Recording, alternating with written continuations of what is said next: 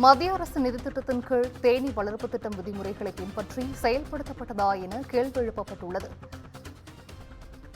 தேனீ வளர்ப்பில் அறிக்கை தாக்கல் செய்ய வேண்டும் என்றும் தற்போது உத்தரவானது பிறப்பிக்கப்பட்டிருக்கிறது. இதுகுறித்த அண்மை செய்தியை பார்த்து வருகிறோம். கூடுதல் விவரங்களை செய்தியாளர் சிவகுமார் வழங்கிட கேட்கலாம். சிவகுமார், வணக்கம். இது குறித்தான முழு விவரங்கள். அப்படிங்கிறவர் மதுரை உயர்நீதிமன்ற கிளையில ஒரு மனு ஒண்ணு தாக்கல் செஞ்சிருந்தாரு, ஒரு பொதுநலம். அதுல தமிழ்நாட்டில் ஒருங்கிணைந்த தோட்டக்கலை மேம்பாட்டு திட்டம் மற்றும் அதன் அங்கமான தேசிய தோட்டக்கலை இயக்கம் ஆகியவற்றின் திட்டங்களை தமிழ்நாடு தோட்டக்கலை மேம்பாட்டு முகமை மூலம் செயல்படுத்தப்பட்டு வருது. குறிப்பா இந்த தேனீ வளர்ப்பு திட்டங்களை செயல்படுத்துவதில் விதிமீறல்கள், அதே மாதிரி குறைபாடுகள் உள்ளிட்டவைகள் நடந்துள்ளதுன்னு மத்திய அரசால் நிதி பங்களிப்புடன் செயல்படுத்தப்படும் போது இப்ப இந்த பொது நிதியானது இந்த திட்டங்களின் கீழ் தமிழ்நாடு வெளிப்படைத்தன்மை டெண்டர் சட்டம் மற்றும் அதன் தொடர்புடைய விதிகளை பின்பற்றாமல் செயல்படுத்தப்பட்டுள்ளது அப்படின்னு குறிப்பிட்டிருக்கிறாரு.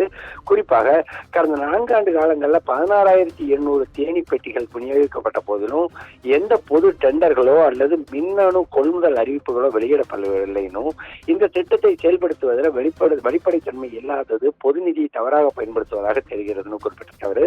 சப்ளையர்கள், அதே மாதிரி பயனாளிகள், தரநிலைகள் அல்லது கொள்முதல் குறித்த எந்த பொறுப்பும் இல்லாமல் இருக்கிறதாக குற்றம் சாட்டியிருந்தாரு.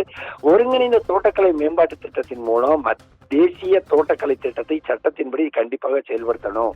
அதே மாதிரி தமிழ்நாடு வெளிப்படைத்தன்மை டெண்டர் சட்டத்தின் கீழ் கட்டாய முறைப்படி பொறுப்புணர்வுடன் கூடிய செயல்முறையே தொடங்க உத்தரவிடணும் அப்படின்னு சொல்லி குறிப்பிட்டிருந்தாரு.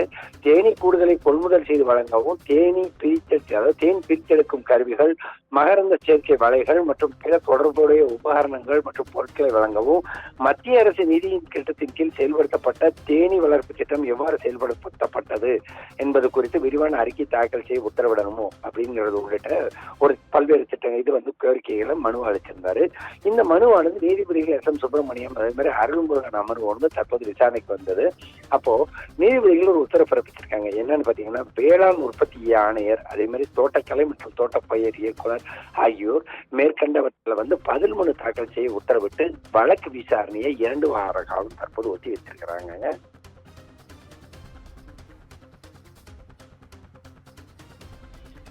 நன்றி சிவகுமார், விவரங்களை வழங்கியமைக்கு நன்றி.